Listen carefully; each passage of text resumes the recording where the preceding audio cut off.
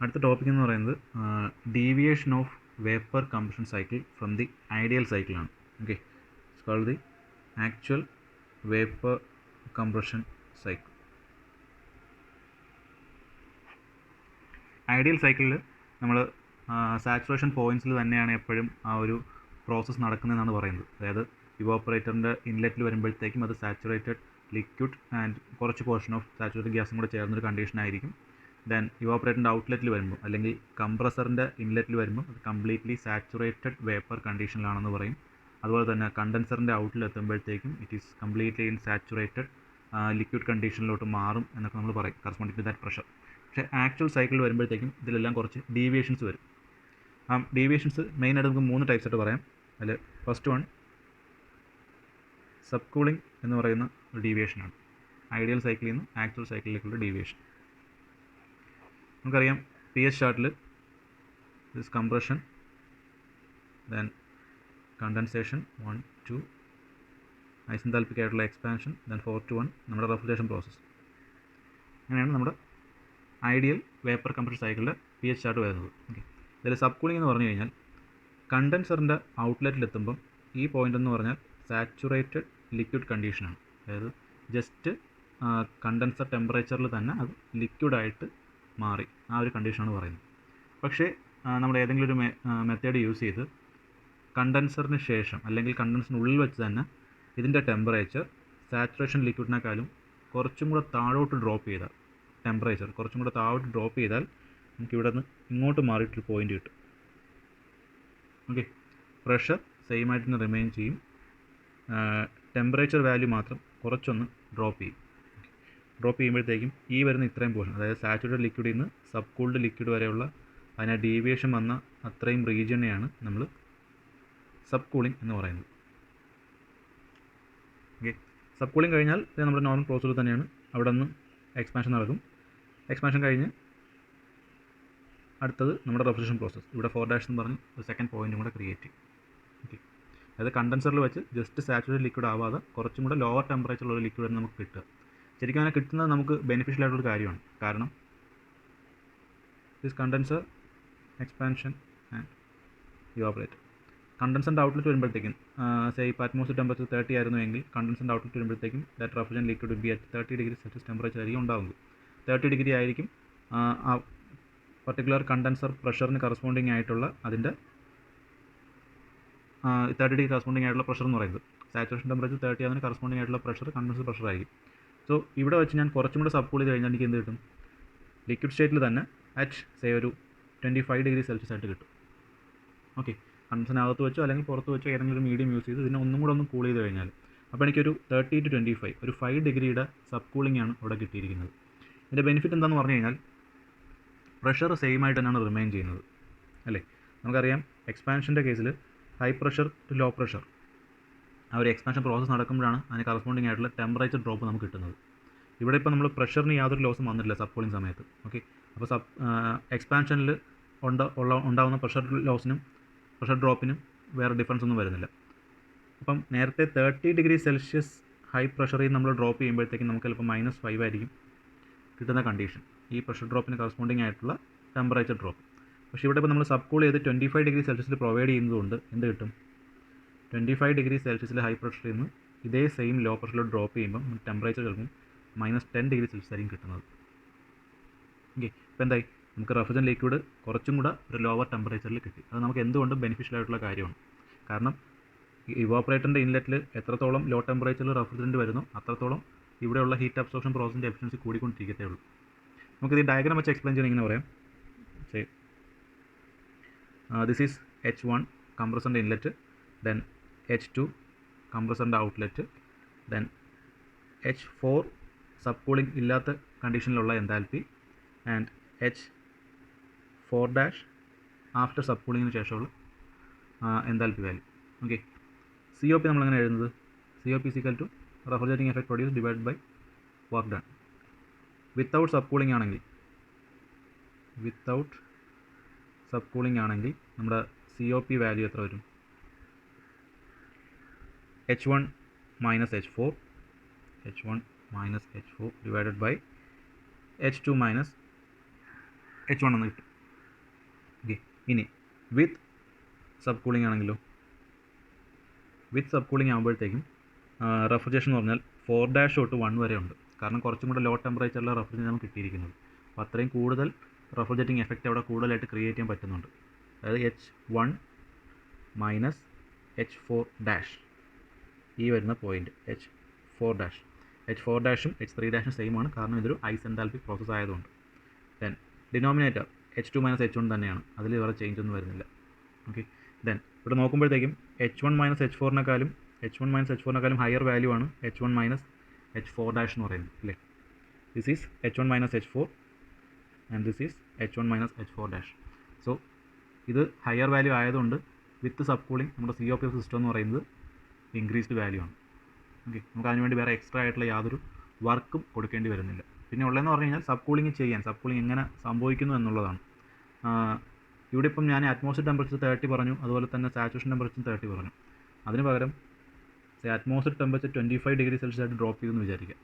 അതായത് നമ്മൾ 30 ഡിഗ്രിയിൽ ഇരിക്കുന്ന റെഫ്രിജറന്റ് ലിക്വിഡിൽ നിന്ന് ഹീറ്റ് ലിബറേറ്റ് ചെയ്യുന്നത് 25 ഡിഗ്രി സെൽഷ്യസിൽ അറ്റ്മോസ്ഫിയറിലേക്കാണ്. അപ്പോൾ എന്ത് പറ്റും, ഞാൻ ഈ പറഞ്ഞ 25 ഡിഗ്രി എന്ന് പറയുന്ന ഔട്ട്പുട്ട് കണ്ടീഷൻ നമുക്ക് ഈസിലി അച്ചീവ് ചെയ്യാൻ പറ്റുന്നതാണ്.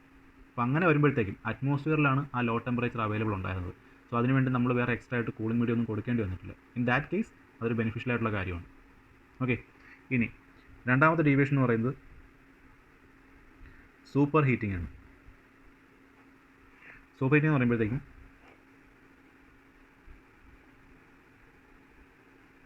ദിസ് ഈസ് ദ പോയിൻറ്റ് 1, അതായത് ഇവാപ്പറേറ്ററിൻ്റെ ഔട്ട്ലെറ്റ് കണ്ടീഷൻ.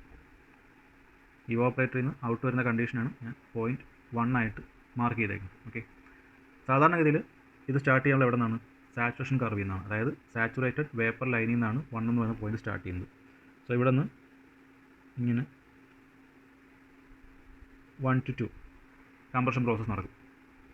ഓക്കെ, ഇനി നമുക്കറിയാം കംപ്രഷൻ സ്റ്റാർട്ട് ചെയ്യുമ്പോഴത്തേക്കും നമുക്ക് ഏറ്റവും ബെസ്റ്റ് ആയിട്ടുള്ള കണ്ടീഷൻസ് എന്ന് പറഞ്ഞു കഴിഞ്ഞാൽ അത് കംപ്ലീറ്റ്ലി ഗ്യാസ് കണ്ടീഷൻ ആയിരിക്കണം റെഫ്രിജറൻറ്റ്. കാരണം ഗ്യാസ് പാർട്ടിക്കിൾസ് ആണ് കംപ്രസറിൽ എൻ്റർ ചെയ്യാൻ പറ്റില്ല. വേപ്പർ ലിക്വിഡ് പാർട്ടിക്കിൾസ് കയറി കഴിഞ്ഞാൽ കംപ്രസറിന് ഡാമേജ് ഉണ്ടാവും, അല്ലെങ്കിൽ എഫിഷ്യൻസി ഡ്രോപ്പ് ചെയ്യും. ഓക്കെ, ഇനി നമ്മളിവിടുന്ന് ഹീറ്റ് അബ്സോർബ് ചെയ്ത് ഞാൻ -5 ഡിഗ്രി സെൽഷ്യസ് ആയിരുന്നു ഇവാപ്പറേറ്റഡ് പ്രഷറിന് കറസ്പോണ്ടിങ് ആയിട്ടുള്ള സാച്ചുറേഷൻ ടെമ്പറേച്ചറിന് അസ്യൂം ചെയ്യുക. സോ -5 ഡിഗ്രി സെൽഷ്യസ് ആകുമ്പോഴത്തേക്കുമാണത് റെഫ്രിജറൻറ്റ് ഗ്യാസ് ആയിട്ട് കൺവേർട്ട് ആവുന്നത് അല്ലേ.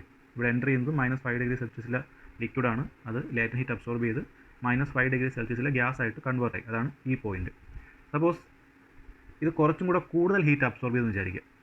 നമുക്ക് ഏത് ഒബ്ജക്റ്റിൽ നിന്നാണോ ഹീറ്റ് അബ്സോർബ് ചെയ്യാനുള്ളത് ആ ഒബ്ജക്റ്റിൽ നിന്ന് കൂടുതൽ ഹീറ്റ് അബ്സോർബ് ചെയ്തെന്ന് വിചാരിക്കുക. അപ്പോൾ എന്ത് പറ്റും, നമ്മുടെ ഔട്ട്പുട്ട് കണ്ടീഷൻ എന്ന് പറയുന്നത് റെഫ്രിജറൻറ്റ് ഗ്യാസ് തന്നെയായിരിക്കും. ലൈക്ക് ഒരു -5 ഡിഗ്രി സെൽഷ്യസ് മാറിയിട്ട് -2 ഡിഗ്രി സെൽഷ്യസ് ആയെന്ന് വിചാരിക്കുക.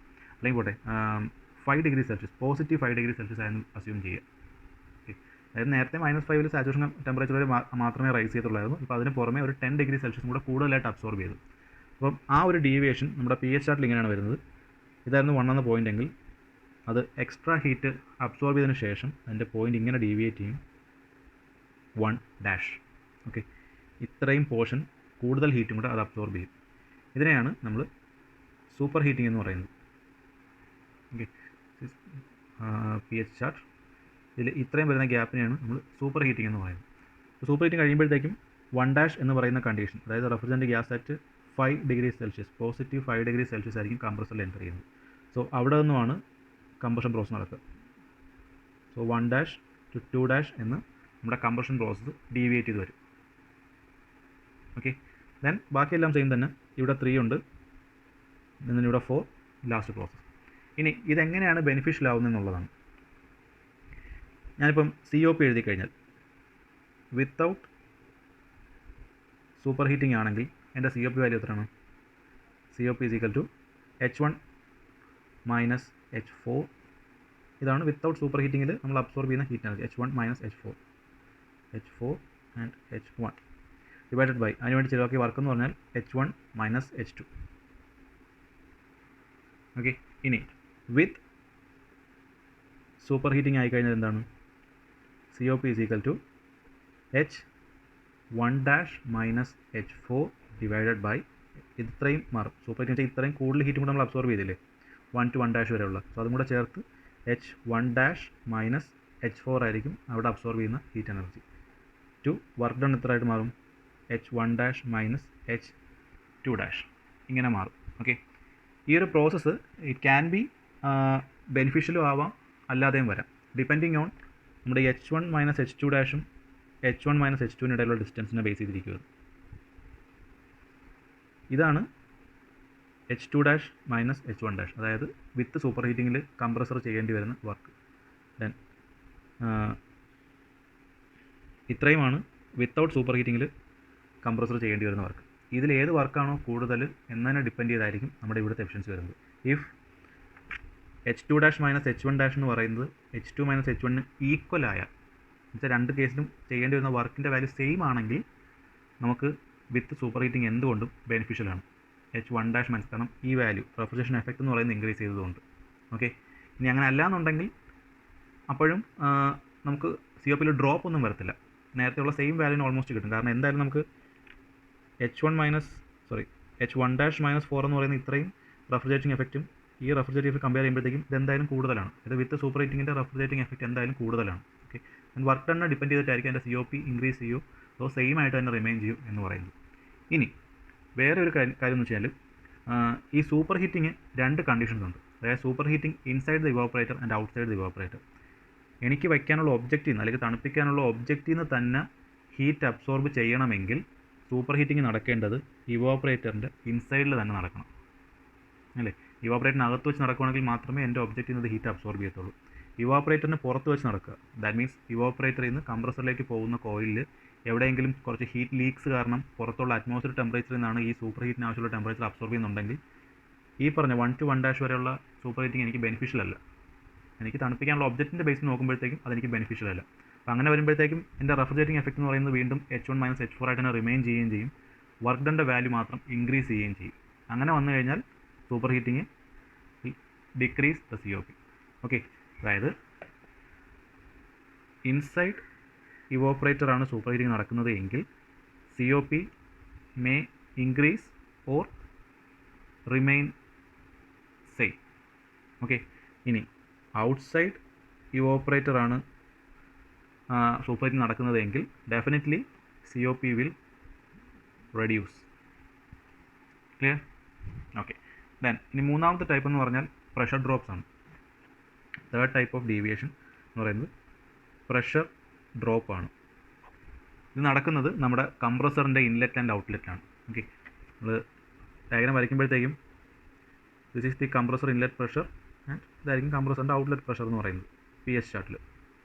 എന്തെങ്കിലും കാരണവശാൽ ഇവോപ്പറേറ്റർ തൊട്ട് കംപ്രസർ വരെ പോകുന്ന പാത്തിൽ എവിടെയെങ്കിലും ഒരു ലീക്കേജ് വന്നു കഴിഞ്ഞാൽ ഈ പ്രഷറിലായിരിക്കില്ല കംപ്രസറിൻ്റെ ഇൻലെറ്റിൽ നടക്കുന്നത്, അതിനേക്കാളും ഡ്രോപ്പ് ചെയ്ത് ഒരു ലോവർ പ്രഷർ ലൈനിൽ നിന്നായിരിക്കും കംപ്രഷൻ സ്റ്റാർട്ട് ചെയ്യുന്നത്.